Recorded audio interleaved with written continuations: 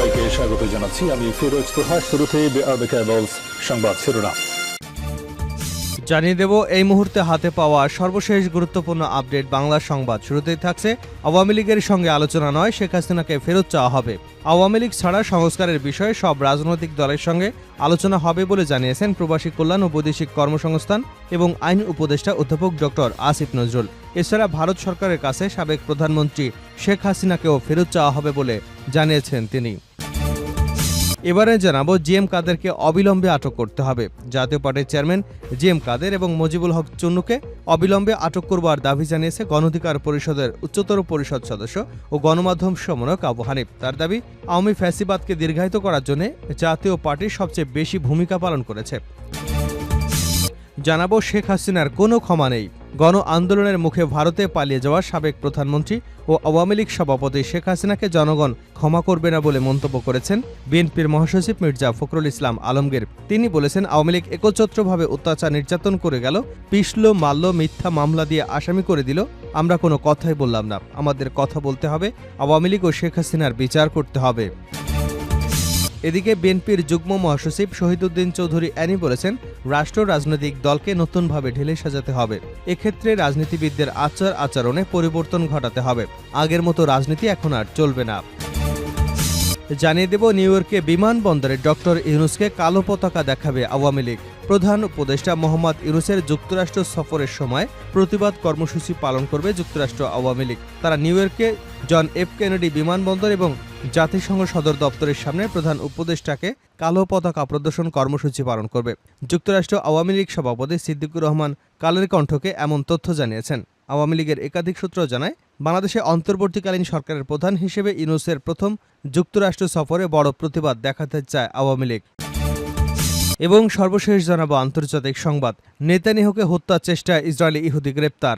ইসরায়েলের প্রধানমন্ত্রী বেঞ্জামিন নেতানিয়াহুকে হত্যা চেষ্টার অভিযোগে একজনকে গ্রেপ্তার করা হয়েছে। অভিযুক্ত ব্যক্তি ইসরায়েলের নাগরিক এবং ইহুদি। গত মাসে তাকে গ্রেপ্তার করা হলেও বৃহস্পতিবার ইসরায়েলি কর্তৃপক্ষ বিষয়টি স্বীকার করে। এতক্ষণ শিরোনাম শুনছিলেন, এবার বিস্তারিত। প্রিয় দর্শক, আপনি যদি এই চ্যানেলে নতুন হয়ে থাকেন, ভিডিওটি দেখতে দেখতে চ্যানেলটি সাবস্ক্রাইব করে আমাদের সঙ্গেই থাকুন। আর এই ভিডিও সম্পর্কে আপনি আপনার মূল্যবান মতামতটি কমেন্ট বক্সে জানিয়ে দিন। আর হ্যাঁ প্রিয় দর্শক, জানিয়ে দিন ভিডিওটি কোথা থেকে দেখছেন। আওয়ামী লীগের সঙ্গে আলোচনা নয়, শেখ হাসিনাকে ফেরত চাওয়া হবে আসিফ নজরুল। আওয়ামী লীগ ছাড়া সংস্কারের বিষয়ে সব রাজনৈতিক দলের সঙ্গে আলোচনা হবে বলে জানিয়েছেন প্রবাসী কল্যাণ ও বৈদেশিক সংস্থার এবং আইন উপদেষ্টা অধ্যাপক ডক্টর আসিফ নজরুল। এছাড়া ভারত সরকারের কাছে সাবেক প্রধানমন্ত্রী শেখ হাসিনাকে ফেরত চাওয়া হবে বলেও জানিয়েছেন তিনি। উপদেষ্টা পরিষদ এবং সাংবিধানিক কাঠামো সংস্কারে গঠিত কমিটির সঙ্গে বৈঠক শেষে বৃহস্পতিবার সন্ধ্যায় ফরেন সার্ভিস একাডেমিতে এক সংবাদ সম্মেলনে এসব কথা জানান তিনি। আসিফ নজরুল বলেন, সংস্কার বিষয়ে আওয়ামী লীগ ছাড়া সব রাজনৈতিক দলের সঙ্গে আলোচনা হবে। যারা গণহত্যা চালিয়েছে, হাজারেরও উপর মানুষকে হত্যা করেছে, হাজার হাজার মানুষকে আহত করেছে, যারা বিচারের ভয়ে পালিয়ে আছে, তাদের সঙ্গে আলোচনা হবে না, এটা আমার পরিষ্কার বক্তব্য। এ সময় ভারতে পালিয়ে যাওয়া শেখ হাসিনার বিরুদ্ধে হওয়া মামলার বিচারের জন্য তাকে ফিরিয়ে আনা হবে কিনা জানতে চাইলে উপদেষ্টা বলেন, ভারত সরকারের কাছে সাবেক প্রধানমন্ত্রী শেখ হাসিনাকে ফেরত চাওয়া হবে। আসিফ নজরুল জানান, অন্তর্বর্তী সরকার 6টি সংস্কার কমিশন গঠন করেছে। এগুলো অক্টোবরে কাজ শুরু করবে এবং ডিসেম্বরের মধ্যে সংস্কারের প্রতিবেদন জমা দেবে। সুষ্ঠু নির্বাচন অনুষ্ঠান ছাড়া প্রয়োজনীয় রাষ্ট্র সংস্কারের প্রাধান্য দেবে কমিটি। সংবাদ সম্মেলনে প্রধান উপদেষ্টার বিশেষ সহকারী মাহফুজ আলম, নির্বাচন ব্যবস্থার সংস্কার কমিশনের প্রধান বদিউল আলম মজুমদারও উপস্থিত ছিলেন। জিএম কাদেরকে অবিলম্বে আটক করতে হবে আবু হানিফ। জাতীয় পার্টির চেয়ারম্যান জিএম কাদের এবং মহাসচিব মুজিবুল হক চুন্নুকে অবিলম্বে আটক করবার দাবি জানিয়েছেন গণ অধিকার পরিষদের উচ্চতর পরিষদ সদস্য ও গণমাধ্যম সমন্বয়ক আবু হানিফ। তার দাবি, আওয়ামী ফ্যাসিবাদকে দীর্ঘায়িত করার জন্য জাতীয় পার্টির সবচেয়ে বড় ভূমিকা পালন করেছে। বিকেলে রাজধানীর কদমতলীতে এক শুভেচ্ছা বিনিময়ে এসব কথা বলেন তিনি। গণ অধিকার পরিষদ নির্বাচন কমিশন কর্তৃক নিবন্ধন পাওয়া দলের কদমতলী থানা শাখার উদ্যোগে এ কর্মসূচি পালিত হয়েছে। রায়েরবাগ বাসস্ট্যান্ড থেকে মিছিলটি শুরু হয়ে কদমতলী থানার বিভিন্ন এলাকা প্রদক্ষিণ করে। মিছিল শেষে সংক্ষিপ্ত পদসভায় আবু হানিফ বলেন, ছাত্র জনতার আন্দোলনে কদমতলী এলাকার মানুষ যে সাহসী ভূমিকা পালন করেছেন তা স্মরণীয় হয়ে থাকবে। আজকে বিপ্লবের মধ্য দিয়ে নতুন বাংলাদেশের এক নতুন চাঁদাবাজ ও দখলদারদের উৎপত্তি হয়েছে। আপনারা সাবধান হয়ে যান, তা না হলে শেখ হাসিনার চেয়েও ভয়ঙ্কর পরিণতি আপনাদের জন্য অপেক্ষা করছে। তিনি আরও বলেন, আওয়ামী ফ্যাসিবাদদের দীর্ঘায়িত করার জন্য জাতীয় পার্টি সবচেয়ে বেশি ভূমিকা পালন করেছে। যাত্রাবাড়ী থানা জিএম কাদেরের নামে হত্যা মামলা হলেও তাকে আটক করা হচ্ছে না। তিনি প্রতিদিনই মিডিয়াতে কথা বলছেন। অবিলম্বে জি এম কাদেরকে আটক করতে হবে। এছাড়া শেখ হাসিনার দোসর মুজিবুল হক চুন্নুকেও আটক করতে হবে। আবু হানিফ বলেন, দেশের আইনশৃঙ্খলা পরিস্থিতি স্বাভাবিক করার জন্য জেলা পর্যায়ে সেনাবাহিনীকে যে ম্যাজিস্ট্রেসি ক্ষমতা দেওয়া হয়েছে তা ইতিবাচক হিসেবে দেখছে গণ অধিকার পরিষদ। আমরা মনে করি এখনকার পরিস্থিতির উন্নতি করার জন্য এর বিকল্প ছিল না। দেশপ্রেমিক সেনাবাহিনী দ্রুতই পরিস্থিতি স্বাভাবিক করবে, এটা আমাদের প্রত্যাশা।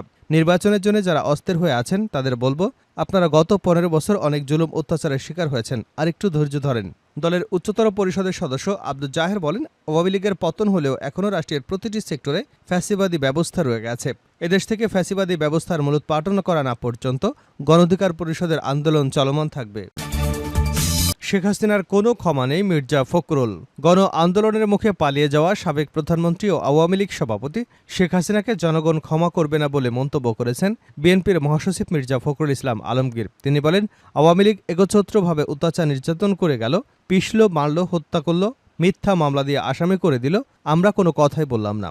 আমাদের কথা বলতে হবে, আওয়ামী লীগ ও শেখ হাসিনার বিচার করতে হবে। দুপুরে ঠাকুরগাঁয়ে রানী শঙ্কল উপজেলা বিএনপি আয়োজিত ডিগ্রি কলেজ মাঠে জনসভায় প্রধান অতিথির বক্তব্যে এসব কথা বলেন তিনি। ফখরুল বলেন, আমরা এদেশের আওয়ামী লীগকে পরাজিত করেছি, ওদের ক্ষমতা থেকে ছেড়ে যেতে বাধ্য করেছি। ওরা গেছে তো গেছে, আর দেশে নেই, পালিয়ে গেছে ভারতে। আমরা অনেক ত্যাগ স্বীকার করেছি, অনেক মূল্য দিয়েছি। আমাদের অনেক ছাত্র জীবন দিয়ে শেষ হয়ে গেছে, চাকুরির বয়স শেষ হয়ে গেছে, চাকরি পায়নি, দরখাস্তই করতে পারেনি, পদে পদে বাধা দিয়েছে আওয়ামী লীগ। তরুণ নেতৃত্ব চেয়ে বিএনপির মহাসচিব বলেন, আমার অনেক বয়স হয়ে গেছে, এর মধ্যে আমি অনেক কষ্ট করেছি, জেল জুলুম খেটেছি।